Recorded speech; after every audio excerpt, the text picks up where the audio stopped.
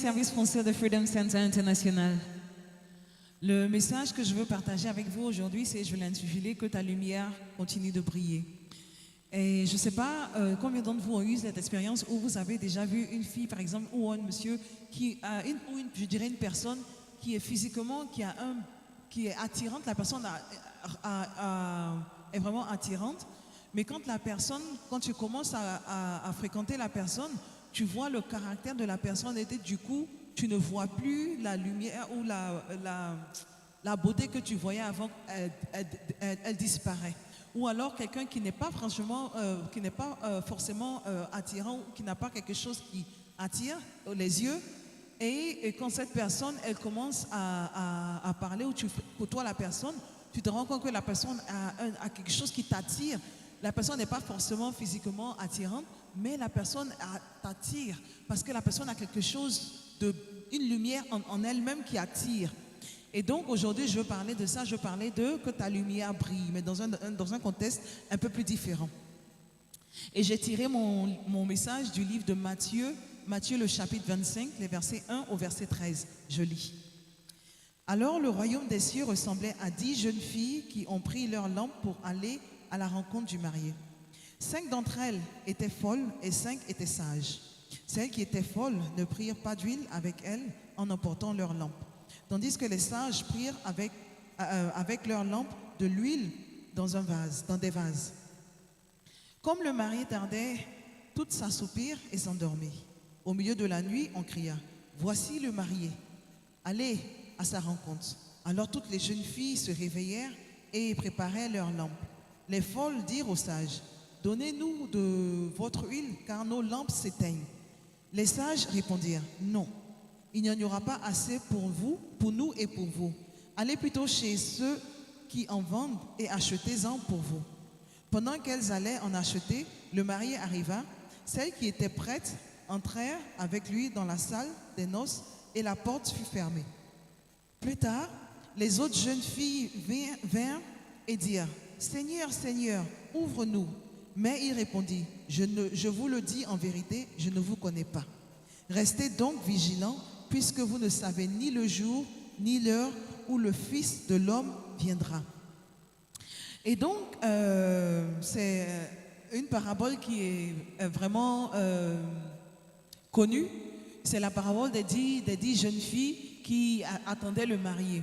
Et donc, elles avaient toutes pris leur lampe et elles étaient à l'attente de marié. Mais il y en avait 5 que la Bible a appelées sages et 5 que la Bible a appelées folles. Et celle qui était la différence entre les sages et les folles, c'est que les sages, elles avaient pris des précautions, elles avaient pris de l'huile en réserve, pendant que les folles, elles n'avaient pas pris de précautions, elles n'avaient rien pris en réserve. Et donc, elles sont toutes allées attendre le marié, et puis à un certain moment, le marié tardait à venir, elles se sont toutes endormies. Et quand elles se sont réveillées, elles se sont rendues compte que maintenant, le marié était là, elles se sont rendues compte qu'elles n'avaient plus d'huile pour faire brûler leur lampe. Et donc, ici, la lampe ou la lumière dont on parle, la lampe c'est la lumière parce que c'était ce qui éclairait dans le temps, c'était avant l'électricité. Donc c'était avec la lampe que les gens se déplaçaient, qu'ils arrivaient à voir où poser le pied et tout ça. Ils arrivaient à voir le chemin à suivre. Et donc c'était la lampe. Et la lampe ici, elle représente la parole de Dieu qui éclaire nos pas. Dans le livre de Psaume, le chapitre 119, le verset 105, il dit « La parole est une lampe à mes pieds et une lumière sur mon sentier. » Et donc c'est la parole de Dieu, la lampe c'est la parole de Dieu qui te permet de voir le chemin qu'il faut suivre, le chemin qui est tracé, ou s'il faut tourner à gauche, il faut tourner à droite, ou il faut sauter s'il y a quelque chose un obstacle là, où il faut éviter l'obstacle. C'est la parole de Dieu qui te permet de pouvoir naviguer ta marche dans ta vie de tous les jours. Et donc, les sages, elles n'avaient pas juste pris l'huile qu'il leur fallait pour brûler pour un moment, mais elles ont pris aussi au cas où elles se trouvent dans une situation où elles n'avaient plus d'huile, elles ont pris aussi de l'huile pour leur permettre de pouvoir voir le chemin. Et donc, dans notre vie de tous les jours aussi, la parole de Dieu est là pour pouvoir nous éclairer, pour pouvoir nous montrer le chemin à suivre, pour pouvoir nous montrer le chemin que l'Éternel a tracé, et ça nous permet de voir les obstacles que l'ennemi place sur le chemin. Ça nous permet de pouvoir les éviter, ça nous permet de pouvoir avoir une idée saine du chemin à suivre et de la manière dont il faut faire, parce que chacun d'entre nous a une destinée différente. Chacun d'entre nous, ou chacune d'entre nous, chacune des personnes d'entre nous ont une trajectoire différente dans la vie. On n'a pas tous la même trajectoire ou la même destinée. On a tous des trajectoires différentes, et tous des chemins différents. Et ce qui est bon pour la personne qui s'appelle A n'est pas forcément bon pour la personne qui s'appelle B. Mais comment est-ce que tu peux discerner ce qui est bon pour toi? C'est avec la parole de Dieu. Quand Dieu il te parle à travers son livre, il te parle à travers tes rêves, il te parle. Et donc sa parole te permet de pouvoir voir le chemin à suivre, parce qu'il nous dit la lampe, sa parole, c'est comme une lampe qui nous permet de pouvoir suivre, pour pouvoir trouver la voie qu'il faut suivre. Mais la Bible dit que celles qui étaient folles ne prirent pas d'huile avec elles en emportant leur lampe. Donc elles sont parties, elles n'ont pas pensé à demain, elles ont juste pris ce qui allait et puis elles sont parties. Tandis que les sages, elles prirent leur lampe, de l'huile dans un vase. Elles ont pris leur lampe et de l'huile dans un vase pour pouvoir allumer, pour pouvoir garder leur lampe allumée. Elles ont pris des directives ou des précautions pour s'assurer que leur lampe elle reste allumée. Elles ont pris des précautions pour ne pas que leur lampe, pour ne pas se trouver dans une situation où maintenant il y a des regrets, puis tu dis oh mais si je savais j'aurais dû envoyer un peu plus d'huile. Donc elles ont pris des précautions. Et les folles, celles que la Bible appelle les folles, elles n'ont pas pris de précautions, elles n'ont rien pris, elles sont parties. Elles ont pris juste la lampe et puis elles sont parties. Et donc, celles qui étaient sages, en fait, elles n'étaient pas négligentes. Non seulement elles n'étaient pas négligentes, mais elles avaient pris des précautions. Elles ont des précautions, elles ont des principes, elles ont des précautions, elles ont fait de sorte que si jamais je me trouve dans cette situation, au moins j'ai la solution. Donc, elles ont mis des principes en place au cas où les choses ne vont pas comme prévu, au moins j'ai ça comme solution. Et donc, elles ont pris des précautions. Et quand tu regardes dans l'église, les personnes sages, elles représentent les personnes qui ont de bons principes et des principes qui marchent, des principes qui sont solides. Par exemple, Job dans son livre, il expliquait les principes qu'il avait qui lui ont permis de pouvoir marcher droit avec Dieu. Et l'un des principes qu'il avait, il dit j'avais fait un pacte avec mes yeux. Il dit j'ai fait un pacte avec mes yeux. Comment aurais-je pu tomber mes regards sur une jeune fille? Il a sa femme et donc il ne va pas aller regarder une fille et la désirer alors qu'il a sa femme. Il a décidé, il dit j'ai fait un pacte avec mes yeux. C'était quelque chose de volontaire et c'est conscient. C'est une décision consciente et c'est un effort que tu fais sur toi-même pour t'assurer que tu ne vas pas regarder et regarder encore. Quand David, il a vu Bathsheba, il se lavait, il est retourné regarder et il a demandé qui elle était et il a demandé à ce qu'on la fasse venir. Avant de se rendre compte, il a couché avec Bathsheba, elle était tombée enceinte de lui et maintenant il a essayé de faire passer l'enfant pour le mari de Bathsheba. Ça n'a pas marché, il a décidé de tuer Bathsheba, le mari de Bathsheba. Il a décidé de tuer Uri. Mais c'est important d'avoir des principes, de bons principes. Mais quand il est tombé, il a maintenant mis des principes en place pour s'assurer qu'il ne retombe plus dans la même situation ou ne retombe plus dedans, pour faire la même erreur.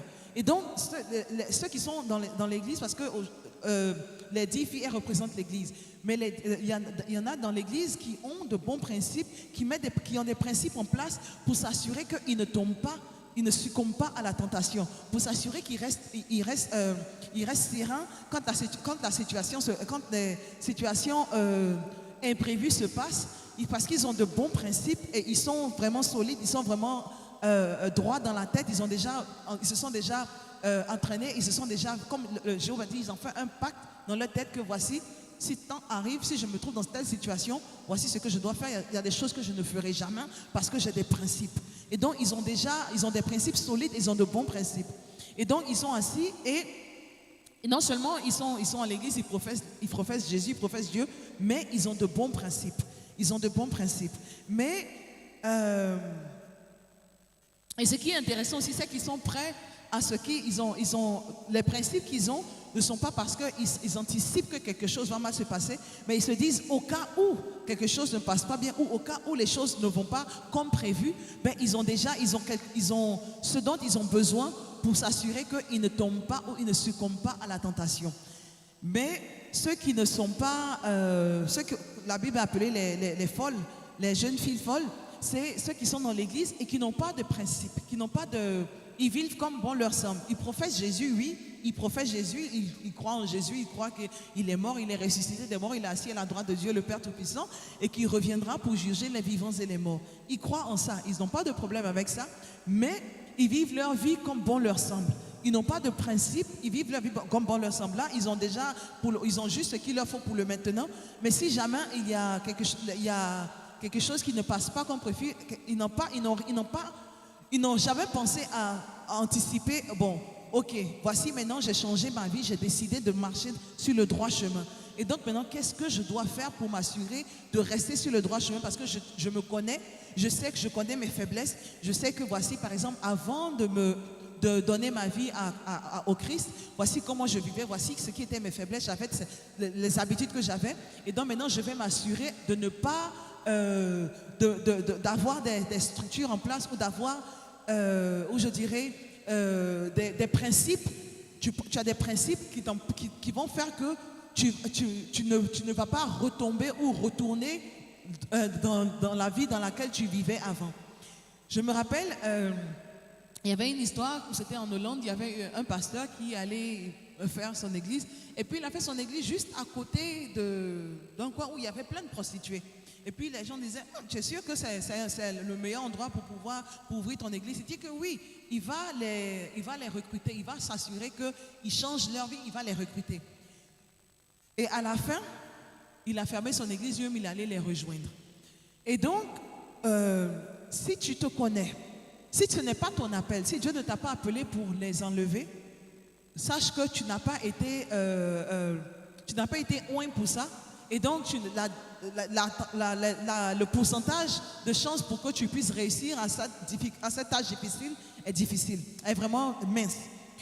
Mais quand tu as été oint, si tu vas là-bas, parce que tu as été oint par Dieu, quand tu vas, c'est ton appel, tu vas pouvoir les faire sortir de là. Mais toi, tu te connais. Tu sais que tu as une faiblesse avec les femmes. Pourquoi est-ce que tu vas jouer à côté? Tu te connais. Si tu sais que tu as une faiblesse avec l'alcool et que dès que tu goûtes, tu n'arrives plus à t'en tenir, tu n'as juste le temps de goûter, même si l'odeur même touche ton nez, dès que ça touche ton nez, tu as déjà envie et dès que tu goûtes, tu ne peux pas t'arrêter jusqu'à ce que tu aies vidé toutes les bouteilles et que tu aies vidé ta poche. Si tu sais que tu as ce genre de problème, tu restes à côté. Quand tu regardes les gens les alcooliques par exemple, ceux qui ont des problèmes avec l'alcool, les alcooliques, qu'est-ce qu'ils font? Ben, quand ils s'assurent de ne pas toucher à l'alcool, ils s'assurent de ne pas toucher même au calmant et tout ça. Il y en a qui ont, quand ils ont des problèmes de drogue, même les calmants, ils ne veulent pas en prendre parce qu'ils disent qu'ils ont un problème d'addiction. Et donc, puisqu'ils savent qu'ils ont ce genre de problème, ils restent à l'écart. Parce qu'ils savent qu'ils ont ce genre de problème, ils restent à l'écart. Ils ne vont pas provoquer, ils ne vont pas aller traîner avec ce qui va les faire tomber. Et donc, ils ont des principes et ils savent que, bon, ok, je sais que si je continue à visiter, par exemple, mes amis vont me dire, ok, on va au bar et tout, alors que je sais que j'ai un problème avec l'alcool, je ne vais pas aller m'amuser à aller au bar, même si je dis que je vais boire du coca, à un certain moment, je serai tentée de boire de l'alcool. Donc, je préfère rester à l'écart, je ne vais pas aller traîner dans les bars et puis me dire que oui, bon, ben, je vais juste boire de l'eau ou du jus pendant que les autres, ils boivent l'alcool. À un certain moment, tu seras tenté. Donc, ils ont des principes qui les empêchent de retomber ou de tomber sur succomber à la tentation.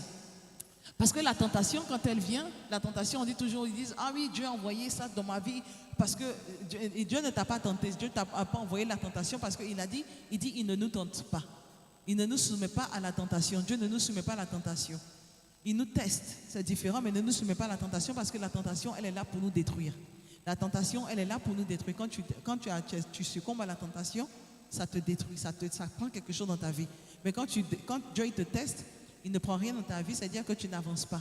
Tu es là et si tu réussis au test, tu as une promotion. Si tu restes là, si tu ne réussis pas au test, tu restes au même niveau. Mais si tu succombes à la tentation, ça te fait tomber, tu perds quelque chose. Et donc, ils ont des principes. Ces gens qui sont dans l'église, il y a deux genres de personnes. Il y en a qui ont des principes et il y en a qui n'ont pas de principes.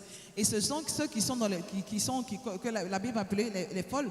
Ils n'ont pas de principes, ils vivent comme bon leur semble. Ils n'ont pas de principes, ils vivent comme au jour le jour. Et ça ne leur permet pas de pouvoir avancer, ça ne leur permet pas de pouvoir... dès qu'ils font face à quelque chose, à une tentation, parce que l'ennemi, il sait comment te tenter. Parce que l'ennemi, il nous envoie, il t'étudie, il voit tes habitudes, et puis maintenant, il va chercher à te tenter sur tes habitudes. Si tu n'as pas de problème avec la cigarette, s'il vient te tenter avec la cigarette, ça ne te dira rien. Et donc, il ne te tentera pas avec ça parce qu'il sait que ça ne fait pas partie des choses que tu aimes ou de tes habitudes. Mais quand il sait de tes faiblesses, parce qu'ils t'observent, ils observent ta vie, ils regardent et puis ils vont voir qu'est-ce qu'il peut utiliser pour te faire tomber? Parce que c'est ça que la tentation. Il t'observe, il regarde, qu'est-ce qu'il peut utiliser pour te faire tomber? Et quand il trouve ce qu'il utilise pour te faire tomber, il essaie de te tester, il te tente, jusqu'à ce que tu succombes à la tentation. Mais quand tu as des principes, ben, ça te permet de pouvoir résister à l'ennemi. Ça te permet de pouvoir résister à l'ennemi parce que la Bible nous dit résiste et l'ennemi il fuira. Si tu résistes, il fuira. Mais si tu n'as pas ces principes-là, il te sera difficile pour toi de pouvoir résister à l'ennemi parce qu'il ne fera que te tenter. Il va continuer de te tenter jusqu'à ce que tu succombes ou il voit que ça ne marche pas et c'est là qu'il s'en ira. Mais tant qu'il arrive, ça marche, il va toujours essayer de te tenter. Et donc, c'est pour ça que c'est important pour nous. On est des enfants de Dieu. Oui, on a professé notre foi, on croit en Dieu et on a déclaré ouvertement avec notre bouche qu'on croit qu'on a accepté Jésus comme sauveur, comme Seigneur et sauveur et qu'on croit qu'il est monté au ciel et il est assis à la droite de Dieu, le Père Tout-Puissant et qu'il reviendra pour juger les vivants et les morts. On croit en ça. Et donc, quand tu crois en ça, mais tu sais qu'il arrive bientôt. Tu sais qu'on le veuille ou pas, il arrive. Et donc, puisqu'il arrive, et que la Bible, il nous dit ici, il dit personne ne connaît l'heure. Il dit les filles, elles se sont assoupies. Pendant qu'elles se sont assoupies, pendant qu'elles n'étaient pas conscientes de leur environnement, pendant qu'elles n'étaient pas conscientes de ce qui se passait parce qu'elles étaient endormies, il est arrivé. Et quand il est arrivé au milieu de la nuit, la voix leur a dit, levez-vous, le marié, il est là. Et quand elles se sont réveillées, ceux qui ne sont pas préparés, ceux qui n'avaient pas pris de précautions pour s'assurer de ne pas tomber dans l'obscurité, pour garder leur lumière allumée, ceux qui ont pris des précautions ont pu aller avec le marié. Mais ceux qui n'ont pas pris de précautions sont tombés et ils sont restés dans l'obscurité. Et donc, c'est vraiment facile le péché là, c'est toujours plus facile. Comme on dit, ce qui n'est pas bon pour toi est toujours attirant, a l'air toujours bon. Comme on dit, par exemple, éviter de manger le sucre est attirant. Éviter de manger, par exemple, les trucs gras, les pizzas, tout ça, là, les trucs gras. Mais c'est ce qui est attirant, c'est ce qui est doux. C'est quand on regarde, mais souvent, je me rappelle, les enfants, mais quand tu prépares la sauce, quand ils ne voient pas un peu d'huile au-dessus de la sauce, ils te disent que la sauce n'a pas l'air douce. Mais dès qu'ils voient l'huile au-dessus, ils te disent, la sauce là a l'air vraiment bonne. Et donc, tout ce qui est mauvais pour toi, en général, est attirant. Et ce qui est bon pour toi n'est pas attirant. Donc, c'est beaucoup plus facile de tomber ou de céder ou de faire ce qui n'est pas bon pour toi. Et c'est pour ça que tu as besoin d'avoir des principes solides, de bons principes, pas juste des principes, mais de bons principes pour pouvoir te permettre de rester où tu es, pour pouvoir te permettre de ne pas succomber. Parce qu'on sait que l'Éternel, il vient.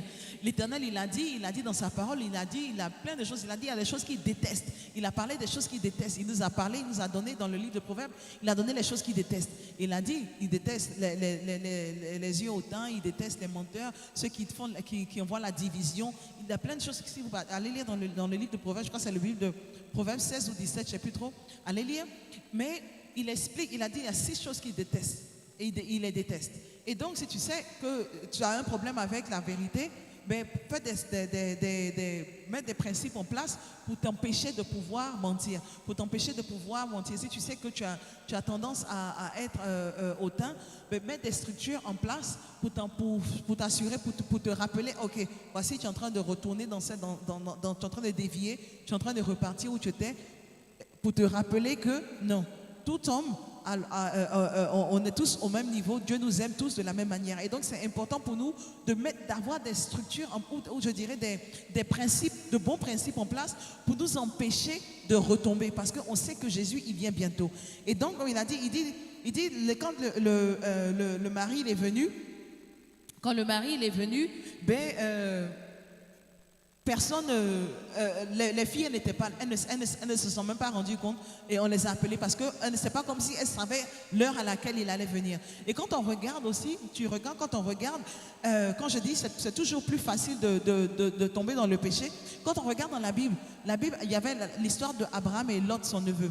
Quand ils se sont séparés, Lot, il a mis sa tente à côté de Sodome et Gomorrhe.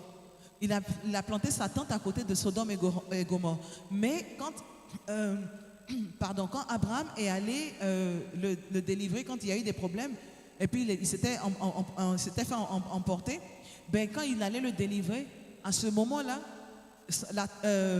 l'autre ne vivait plus à côté de Sodome et Gomorrhe, mais il vivait à Sodome et Gomorrhe, et on sait le style de vie que Sodome et Gomorrhe entretenaient. Et donc, il vivait à côté du péché. Avant de se rendre compte, il vivait maintenant dans le péché. Et donc, c'est comme je dis, c'est beaucoup plus facile de tomber dans le péché. Si tu n'as pas de structure, si tu n'as pas de bons principes en place, c'est beaucoup plus facile de tomber dans le péché. Et donc aujourd'hui, je veux que vous vous examinez, chacun d'entre nous, qu'on s'examine et qu'on regarde nos vies, parce que comme je dis, il dit, nul ne connaît l'heure. Comme il a fini par dire, il dit, nul ne connaît l'heure. Nul ne connaît l'heure. Quand il est venu, quand le mari est venu, elles se sont rendues compte qu'elles tombaient maintenant dans l'obscurité et elles n'avaient pas mis de principe, n'avaient pas pris de précautions pour pouvoir s'assurer que leur lampe reste allumée. Et à la fin, elles ont demandé dans le verset 8, elles ont dit aux autres, les folles disent, il dit, donnez-nous de l'huile car nos lampes s'éteignent. Elles n'avaient pas pris de précautions, donc maintenant elles demandent, pardonnez, aidez-nous parce que nos lampes s'éteignent. Et les autres, elles leur ont dit, non, on ne peut pas vous donner parce qu'il n'y en aura pas suffisamment pour vous et pour nous. C'est mieux que vous allez chercher pour vous ailleurs, allez en acheter, parce qu'il n'y en aura pas pour nous et pour vous. Et à la fin, quand elles sont parties acheter, quand elles sont revenues, la porte était déjà fermée, c'était déjà trop tard. C'était déjà trop tard. Au moment où elles sont allées maintenant chercher à gauche, à droite pour savoir ce dont elles avaient besoin, c'était déjà trop tard, la porte était fermée. Quand elles sont venues frapper, Seigneur, ouvre-nous, ouvre-nous, il leur a dit, je ne vous connais pas, je vous dis, en vérité, je ne vous connais pas. Et donc, il a fini par dire, il dit, restez donc vigilants puisque vous ne savez ni l'heure, ni le jour où le Fils de l'homme viendra. Parce que vous ne savez pas, personne ne connaît l'heure, personne ne connaît le jour où le Fils de l'homme viendra. Mais ce qui est certain, c'est que le Fils de l'homme reviendra. Et il revient bientôt. Et donc, c'est important pour nous de faire attention aux manières dont on vit. Et c'est important pour nous d'avoir des principes et de bons principes pour nous empêcher de tomber. C'est important pour nous de mettre en place des principes pour nous empêcher de glisser. Comme j'ai dit, Lot, il vivait à côté du péché. Il vivait à côté de Sodome et Gomorrhe. Avant de se rendre compte, il vivait maintenant dans le péché, dans Sodome et Gomorrhe. Et donc, c'est important pour nous de faire attention parce que Jésus, il revient bientôt. Dans le livre de Actes, le chapitre 1, les versets 10 et 11, ça c'était quand Jésus est monté au ciel et ses disciples le regardaient monter. Et le verset 10, il dit, et comme ils avaient le regard fixé vers le ciel pendant qu'ils s'en allaient, c'était Jésus qui s'en allait, deux hommes habillés en blanc leur apparurent et leur dirent, hommes de Galilée, pourquoi restez-vous à regarder le ciel? Ce Jésus que vous avez enlevé, qui a été enlevé au ciel du milieu de vous, reviendra de la même manière que vous l'avez vu aller au ciel. Et donc c'est sûr et certain, Jésus y reviendra. Que tu le crois ou pas, c'est sûr et certain que Jésus y reviendra. Que tu l'acceptes ou pas, ça ne change aucune chose. Jésus y reviendra. Mais quand il reviendra, de quel côté tu seras? Est-ce que tu seras du côté des sages ou tu seras du côté de celles que la Bible appelait les folles? À toi de voir, est-ce que tu as mis des structures en place pour t'assurer que l'ennemi ne viendra pas, ne t'aura pas, ou tu ne vas pas tomber dans la tentation, mais parce que tu as des principes en place, tu as pris tes précautions pour t'assurer que si jamais tu te fais tenter, tu vas résister à la tentation, tu ne vas pas succomber. C'est important pour savoir, quand ce moment-là va arriver, de quel côté tu seras. Est-ce que tu seras du côté où il y a les sages ou tu seras du côté où il y a les folles? De quel côté tu seras? Parce que c'est sûr et certain, Jésus, il revient et il revient très bientôt. Quand on regarde les signes de l'Apocalypse, où il a dit il y aura plein de guerres, il y aura plein de rumeurs de guerre, et aujourd'hui c'est ce qu'on voit autour du monde. Et donc ça nous donne des signes, il y a plein de signes qui se manifestent là maintenant. Et quand ceux qui ne croient pas en la Bible, souvent je me demande bien comment est-ce que vous ne pouvez pas croire en la Bible alors que la Bible a prophétisé certaines choses des milliers et des milliers d'années et ça se produit maintenant, ça se manifeste maintenant et tous les signes là se manifestent maintenant et vous décidez toujours de ne pas croire en la Bible. La Bible c'est la parole de Dieu, que tu le veuilles ou non, ça ne change rien, c'est toujours la parole de Dieu et Dieu il reviendra bientôt. Il nous a donné des signes pour qu'on sache. Il vous a mis en garde parce qu'il a dit quand le moment viendra, personne ne se rendra compte. Ces filles-là, quand elles sont venues, elles l'attendaient, mais au moment où il arrivait, elles ne se sont même pas rendues compte. On a dû leur dire, il est là, il est arrivé. Et quand il arrivera, il n'arrivera pas arriver en secret cette fois-ci. Quand il va revenir, il a dit de la même manière dont il est monté, de cette même manière, il va redescendre. Et donc, il sera visible à tous. Mais en ce moment où quand il arrive, ça sera trop tard pour toi si tu n'as pas pris des précautions pour rester sur le droit chemin. Si tu n'as pas pris de précautions pour rester sur le droit chemin, il te sera difficile pour toi de pouvoir partir. Tu ne pourras pas partir avec lui si ta lampe, elle est éteinte. Les filles, les autres, leur lampe s'éteignait et donc elles n'avaient pas d'huile pour pouvoir continuer. Et comme je dis, l'huile, c'est la parole de Dieu. Et donc si tu ne prends pas la parole de Dieu pour pouvoir te permettre de rester sur le droit chemin, pour pouvoir te permettre de savoir comment marcher, pour pouvoir te permettre de savoir comment te comporter, il te sera vraiment difficile de rester sur le droit chemin parce que tu as besoin de la parole de Dieu, tu as besoin de la lumière pour savoir où marcher et comment marcher pour pouvoir affermir tes pas dans la vie, pour pouvoir affermir ta marche dans la vie. Tu as besoin de la parole de Dieu. Tu as besoin de la parole de Dieu. Et la parole de Dieu, la Bible, c'est la parole de Dieu. Quand Dieu il te parle avec, dans tes rêves, c'est sa parole aussi. Quand il te parle à travers les prophètes, c'est ta parole aussi. Souvent, tu vas lire un verset et puis ça te touche d'une manière différente. Et c'est comme si c'était en relation avec quelque chose de ta vie ou quelque chose qui se passe actuellement dans ta vie. Et c'est Dieu qui te parle. C'est la parole de Dieu, c'est sa parole.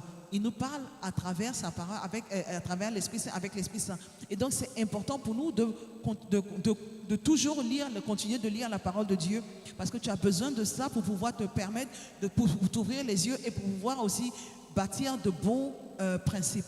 Et comme Job il a dit, si vous partez lire tout le verset, le chapitre 31, il a expliqué tous les principes qu'il avait pour pouvoir rester sur le droit chemin. Au point où Dieu lui-même, il a dit, j'avais parlé de ça, où il dit si lui il envoie le désastre, ces trois hommes-là, Daniel, Job et je ne me rappelle plus de la troisième personne, Noé, ils ne sauront, même si lui il envoie le désastre, ils ne pourront, eux, tout le monde va tomber, mais eux, ils auront la vie sauve. Pourquoi? Parce que eux, ils se sont différenciés des autres. Et qu'est-ce qu'il avait fait? Job, il a fait pour se différencier des autres. Sa manière de vivre, il avait des principes et des principes qu'il respectait. Il dit, j'ai fait un pacte avec, c'est-à-dire quand il a fait un pacte, c'est un pacte qu'il n'allait pas briser. Et donc, il avait des principes en place qu'il n'allait pas briser, qu'il n'allait pas il allait suivre. Et il a suivi ces principes-là. Et l'un de ces principes, il a dit, il n'allait pas mettre les yeux, il n'allait pas regarder une jeune fille et la désirer. Parce qu'il sait que je suis un homme marié, je ne vais pas aller courir derrière les filles, derrière un autre jupon, alors que j'ai déjà ma femme à la maison, ou je vais aller courir, je suis marié, j'ai mon mari à la maison et je vais aller courir derrière un autre homme. Il dit, je ne le ferai pas. Il y a plein de principes, il y a plein de principes dans la Bible. Et si tu continues de lire, tu vas voir, voici ce que Dieu n'aime pas et voici ce qu'il aime. Et tu vas maintenant mettre des structures en place dans ta vie pour t'assurer de rester du côté de Dieu. Et donc, c'était le message que j'avais à partager avec vous aujourd'hui, c'est que ta lumière continue de briller. assure-toi d'avoir des structures ou des principes en place pour t'empêcher de sombrer dans l'obscurité, pour empêcher ta lumière de s'éteindre. Que l'Éternel vous bénisse et que l'Éternel vous garde. Et que l'Éternel fasse briller sa face et vous accorde sa grâce. Et que l'amour de Dieu et la communion du Saint-Esprit soient avec vous tous. Vous et vos enfants pour des milliers de générations habiteront dans la maison de l'Éternel pour toujours et toujours. Amen. Our mission is the raising overcomers, setting captives free.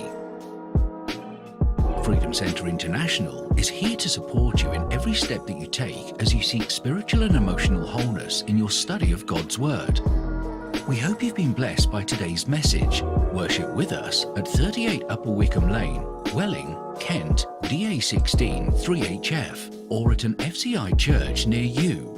For prayer or counselling, give us a call on 0207 277 8700. To find out more about FCI, visit our website fcichapel.org. Always remember, there's progress in freedom.